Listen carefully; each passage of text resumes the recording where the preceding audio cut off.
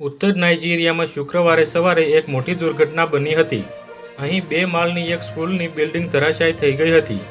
આ દુર્ઘટના ત્યારે બની હતી જ્યારે સ્કૂલમાં ક્લાસ ચાલુ હતા. આ દુર્ઘટનામાં 22 વિદ્યાર્થીઓના મોત થયા છે, જ્યારે 100થી વધુ વિદ્યાર્થીઓ કાટમાળ નીચે ફસાયા હોવાની આશંકા છે. કાટમાળ નીચે ફસાયેલા વિદ્યાર્થીઓની શોધખોળ ચાલુ છે. ઘટના સ્થળે રાહત અને બચાવ ટુકડીઓ તૈનાત કરવામાં આવી છે. પઠાર રાજ્યના બુશ-બુજી સમુદાયની સેન્ટ્સ એકેડમી કોલેજમાં વિદ્યાર્થીઓ ભણવા માટે ગયા હતા. ક્લાસ ચાલુ થયા એની થોડી જ વારમાં સ્કૂલનું મકાન ધરાશાયી થઈ ગયું હતું.